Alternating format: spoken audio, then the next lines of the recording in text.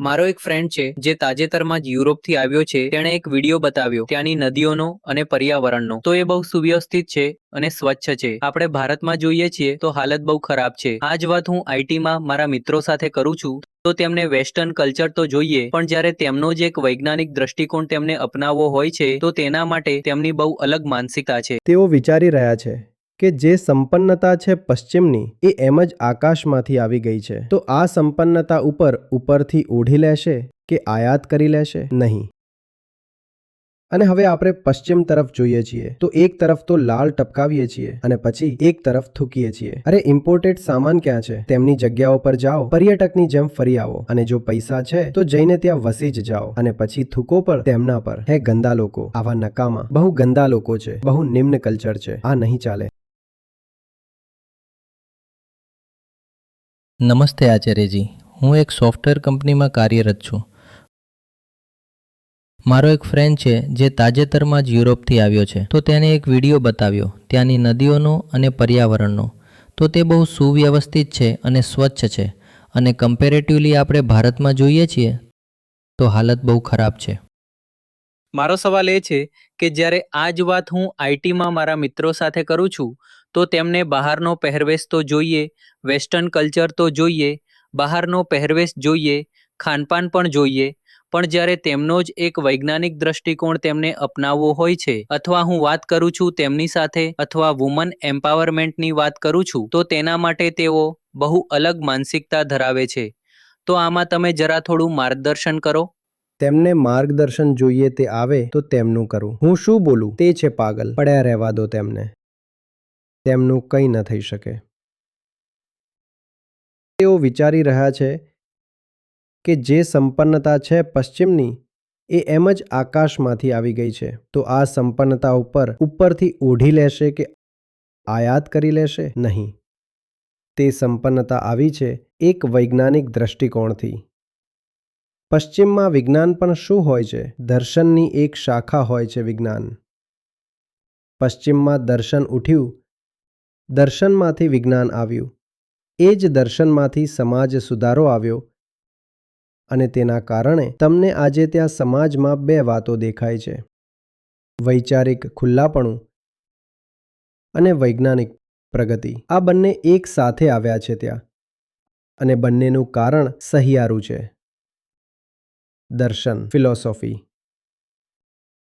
પશ્ચિમમાં પણ જે મધ્યયુગ હતો તે બહુ ગરબડ હતો, બહુ કાળો હતો, અને ભયાનક દુર્દશા હતી યુરોપની.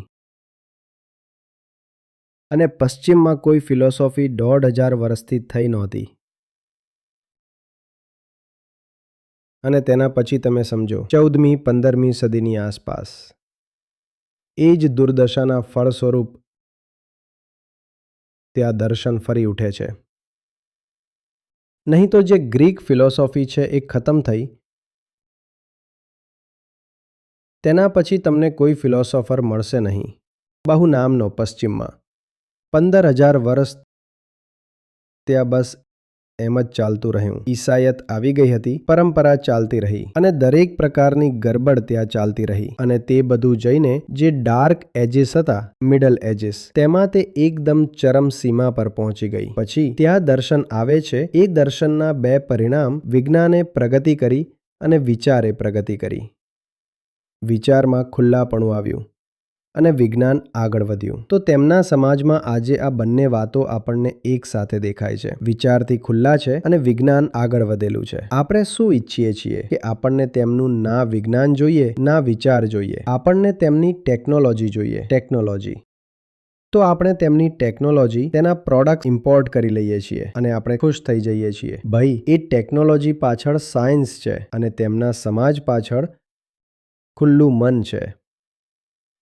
જે વાત કરવા માંગે છે, જે સમજવા માંગે છે, પથ્થર નથી મારતું, ટ્રોલિંગ નથી કરતું, વાત કરે છે. વાત સમજમાં આવી રહી છે? પરંતુ આપણે આપણી જ હવાઈ વિચારી રહ્યા છીએ કે નહીં? નહીં. બસ આપણે તેમની વસ્તુઓ લઈ આવીએ, અથવા આપણે ટેસ્લા લઈ આવીએ, એપલ લઈ આવીએ, તો તેનાથી આપણે પણ થઈ જઈશું. નહીં થઈ જાઓ જ્યાં સુધી મગજ નહીં ખુલે. નહીં થઈ જાઓ. તમે જ્યારે સોશિયલ ઓપનનેસની વાત આવે છે ત્યારે પણ પાછળ છો. અને જ્યારે સાયન્ટિફિક રિગરની વાત આવે છે ત્યારે પણ પાછળ છો. અને બંનેના તમારા પછાત હોવાનું કારણ એક જ છે: દર્શનનો અભાવ. અને આ વાત મને બહુ ખૂંચે છે, કારણ કે પશ્ચિમમાં દર્શને જેટલી પણ ઊંચાઈ મેળવી છે તેનાથી બહુ બહુ બહુ વધારે ઊંચાઈ ભારતીય દર્શનમાં હાજર છે.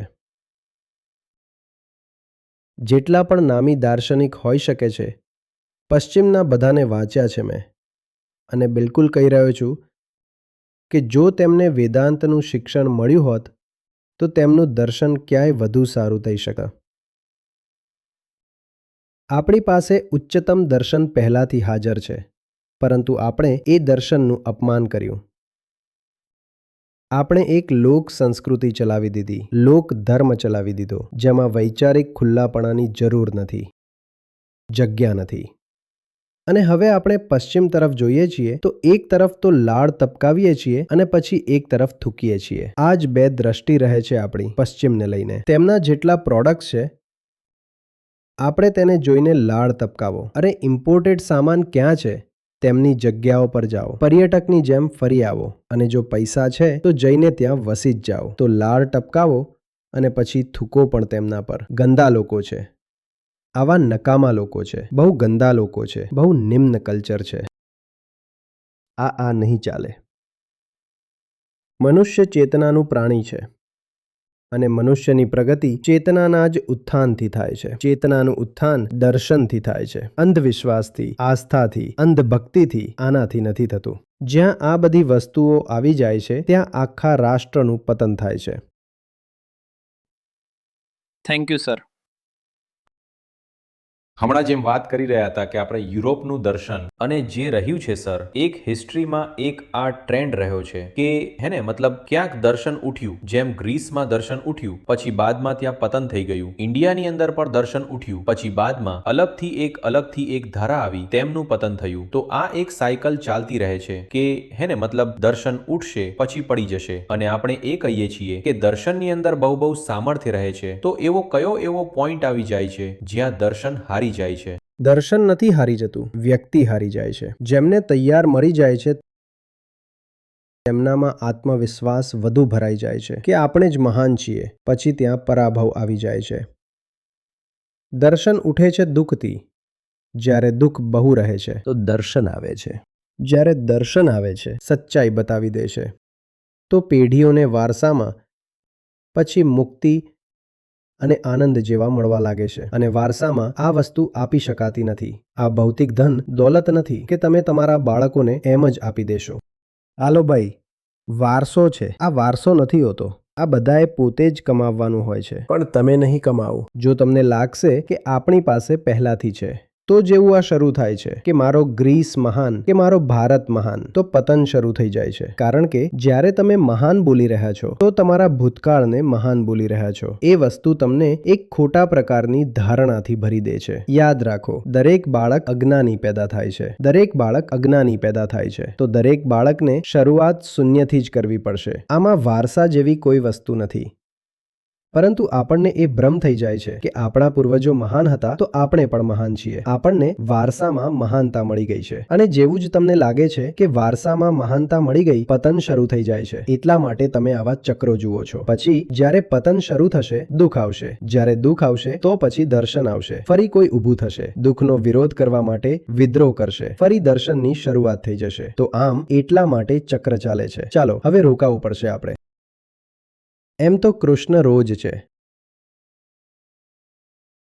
પણ આજનો દિવસ આપણે વિશેષ માનીએ છીએ. જ્યાં પણ આવો, પ્રકૃતિ સાથે રહો. પૂરી મોજ છે, પૂરું ખુલ્લાપણું છે. અંદર જાગૃતતા બનેલી રહે. ઠીક છે? પોતાની જાતને બાંધવા ઇત્યાદિની કોઈ જરૂર નથી, પરંતુ પોતાની જાતને જાણવાની સતત જરૂર ચોક્કસ છે. સુંદર જગ્યા છે પ્રકૃતિ, સુંદર છે, સારી હરિયાળી છે. ખૂબ જુઓ, ખૂબ આનંદ મનાવો. ઠીક છે? જો જાગૃત રહેશો તો આનંદ પૂરો રહેશે, પણ બહેકશો નહીં. વ્યર્થના ભોગથી બચેલા રહેશો. ઠીક છે, જાઓ મોજ કરો.